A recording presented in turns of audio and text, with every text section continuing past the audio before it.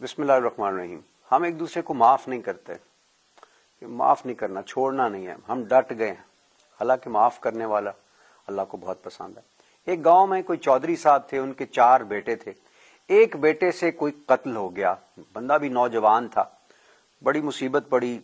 چودھری صاحب نے بڑے سے بڑا وکیل انگیج کیا، جج کو کرنے کی کوشش بھی کی مگر کامیاب نہیں ہوئے. لڑکے کو سزائے موت ہو گئی. بڑا بھاگے دوڑے مگر کچھ نہ ہو سکا. کسی شخص نے بتایا کہ چودھری صاحب فلاں گاؤں میں ایک بڑے نیک شخص رہتے ہیں، ان کے در سے کوئی خالی نہیں لوٹتا، آپ جائیے ان کے پاس جا کے ملے ان سے. چودھری صاحب گئے. انہوں نے کہا کہ چودھری تمہارا بیٹا چھوٹ جائے گا انشاءاللہ، لیکن جو کام میں تمہیں بتاؤں گا کرنے کے لیے وہ تم کر نہیں پاؤ گے. چودھری صاحب نے کہا میں کچھ بھی کرنے کے لیے تیار ہوں، بس میرے بیٹے کو سزائے موت سے کسی طرح سے بچا لیجیے. اس نے کہا اچھا اگر یہ بات ہے تو روزانہ عصر کے ٹائم جانا ہوگا اور 4 سے 5 مساجد میں جا کے لوگوں کے جوتے سیدھے کرنے ہوں گے اور ان کو پہنانے ہوں گے اپنے ہاتھ سے. چودھری بڑے غصے سے اٹھا، کہتا ہے میرے 4 نے تو جے ایک بھی ہوں نا تاں بھی خیر سی، میں اپنی پگ نیوی نہیں ہون دینی، میں خود بھی مر جاؤں گا لیکن یہ کام میں نہیں کر سکتا. آپ رہنے دیں اپنی پیری فقیری اپنے پاس. آپ مجھے بتا رہے ہیں، چودھری کو بتا رہے ہیں آپ کہ لوگوں کے جوتے سیدھے کریں. میں جا رہا ہوں. اس نے اپنا پرنا جھاڑا اور اپنی لینڈ کروزر پہ بیٹھ کے نکل گیا. راستے میں گیا تو بیٹے کی یاد نے ستایا، پریشان ہوا کہ اس کو تو سزائے موت، مر جائے گا. تکلیف میں پھر واپس مڑا، پیر صاحب کے پاس آیا اور کہنے لگا میں کرنے کے لیے تیار ہوں. انہوں نے کہا ٹھیک ہے کل سے کام شروع کرو.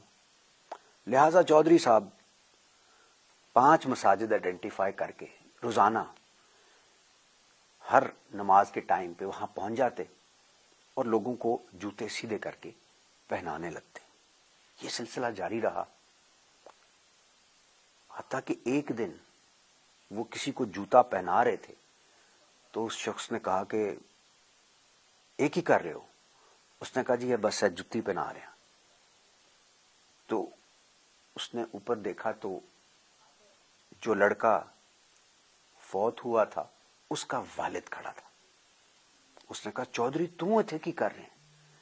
کہندا جی میں اج کل ہی کرنا، میری یہ ڈیوٹی لگی ہے، بس ہے تسی جتی پا لو.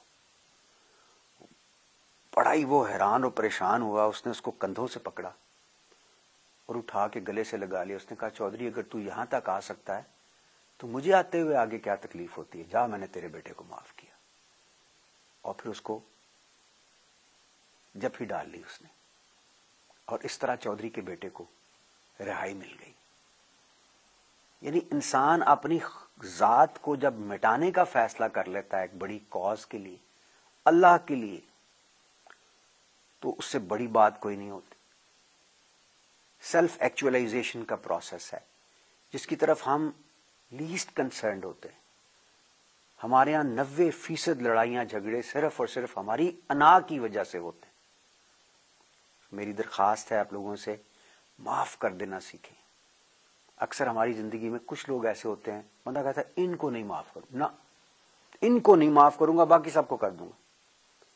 لیکن دلچسپ بات یہ ہے کہ اولیاء کرام کہتے ہیں انہیں کو معاف کرو تو تمہاری دعاؤں کی قبولیت کا سلسلہ شروع ہو جائے گا. جو ہم اپنے لیے دعا مانگ رہے ہوتے ہیں اس کی قبولیت میں اگر کوئی چیز رکاوٹ ہوتی ہے تو وہ یہی ہوتی ہے کہ ہم کسی کو معاف نہیں کر رہے ہوتے. اللہ تعالیٰ ہمیں معاف کرنے کی توفیق عطا فرمائے. بہت شکریہ.